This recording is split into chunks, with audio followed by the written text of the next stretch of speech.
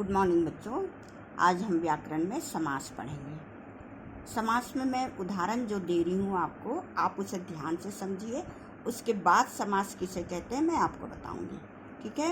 वीर सैनिक देशभक्त से भरे हुए होते हैं। जीवन का प्रतिपल देशार्पण कर युद्ध क्षेत्र में डटे रहना इनके जीवन का उद्देश्य है। हम देशवासी चैन की नींद सो सके इसके लिए सीमा पर ये जागते हैं। इसमें देशभक्त, देशार्पण, युद्ध क्षेत्र और देशवासी, इन जो समस्त पद है इससे पूरा वाक्य पूर्ण हुआ है। ठीक है। शब्द समूह या वाक्यांशों को संक्षिप्त कर बनाए गए हैं इन देशभक्त का। जैसे यहाँ पे मैं उदाहरण लिखी हूँ, जैसे देशभक्ति, देशभक्ति का क्या है? देश के लिए भक्ति है ना। देशार्पण, देश के लिए अर्पण। युद्ध क्षेत्र, युद्ध के लिए क्षेत्र। देशवासी, देश का वासी। अर्थात इसमें जो वाक्यांश है संक्षिप्त में बनाए गए हैं, शब्द समूह को संक्षिप्त करके लिखना ही समास कहलाता है। ठीक है। कुछ आवश्यक निर्देश। समास प्रक्रिया में शब्द समूह संक्षिप्त होते हैं, जैसे देशभक्ति है, युद्ध क्षेत्र है, देशवासी है ना। विभक्ति चिन्ह, विभक्ति चिन्ह क्या होता है आप जानते हो ना। कर्ता ने कर्म को करण से, उसको परसर्ग भी कहते हैं। जब उसको हम अलग करते हैं या समास विग्रह करते हैं तो लोप हो जाता है। ठीक है। समास में दो पदों से एक शब्द बनता है। दो पदों से, जैसे पहला पद क्या कहलाता है? पूर्व पद कहलाता है। दूसरा पद उत्तर पद कहलाता है। जैसे मैंने यहाँ पे बताया कि दो शब्दों से बनता है। जैसे देश, वासी। देश एक शब्द है, वासी एक शब्द है। तो पहला जो होता है वो पूर्व पद कहलाता है और दूसरा जो है वो उत्तर पद कहलाता है। ठीक है। समस्त पद, समासिक पद, समास विग्रह, पूर्व पद, उत्तर पद, इतना आपको याद रखना है। शब्द समूह को संक्षिप्त लिखने पर नया शब्द बनता है जिसे समस्त पद या समासिक पद कहते हैं। जैसे ये शब्द समूह है, जैसे पेट भर कर, ये शब्द समूह है, उसको हम संक्षिप्त लिखे तो भरपेट, तो उसे हम क्या कहेंगे? समस्त पद या समासिक पद कहेंगे। समस्त पद को तोड़कर, समस्त पद को तोड़कर उसको पूर्व स्थिति पर लिखना वो समास विग्रह कहलाता है। जैसे माल गाड़ी, जैसे समास विग्रह कहलाता है। जैसे मालगाड़ी है ना।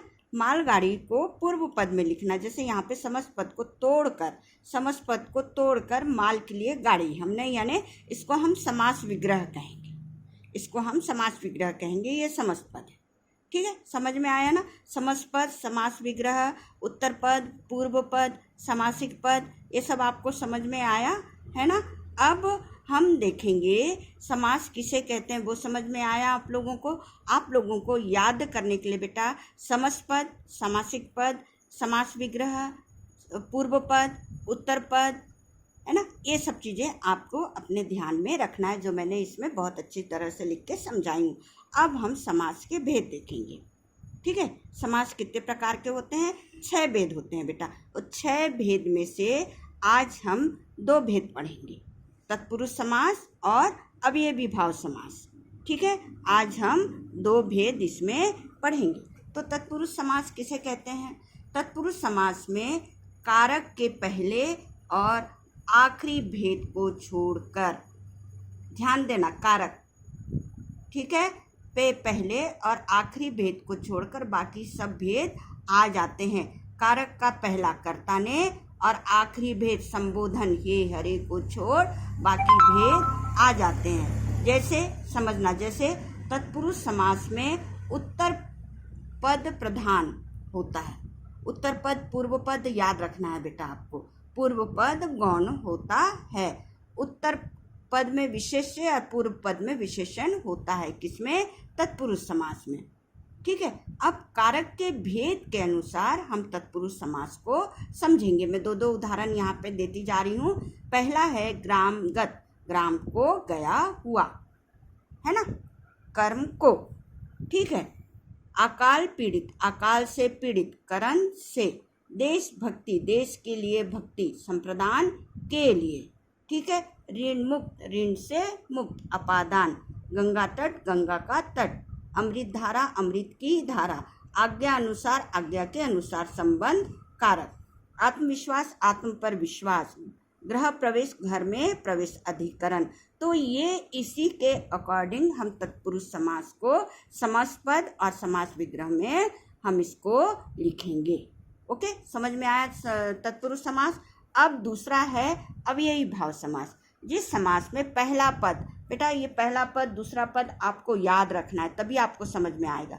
अवयव हो उसे अवयवी भाव समास कहते हैं। जैसे पहला पद प्रधान होता है, जैसे प्रतिदिन, प्रतिदिन तो पहला पद क्या है? प्रति, है ना। तो प्रति क्या है? अवयव है, प्रदान है, प्रधान है ना। उसको हम विग्रह करेंगे तो प्रत्येक दिन, आजीवन, जीवन भर।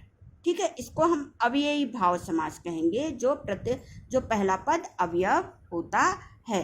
तो इसमें ये समझाने के बाद मैं आप लोगों को कुछ होमवर्क दे रही हूँ। ठीक है, इस चीज़ को आप लोग अच्छे से देख लेना। समस्त पदों को समास विग्रह करना है। जैसे यश प्राप्त, इसको समास विग्रह करना है, जैसे यश को प्राप्त। उसी तरह से गुणयुक्त, पाठशाला, देश निकला, जलधारा, आप बीती, आमरण, घर घर। ठीक है, अब समास विग्रह को समस्त पद में बनाना है। दिन दिन यश को प्राप्त, दिन दिन यानी प्रत्येक दिन, यश को प्राप्त, यश प्राप्त, धन से हीन, रसोई के लिए घर, घोड़े पर सवार। ये आपके प्रैक्टिस के लिए है। समझ में आया?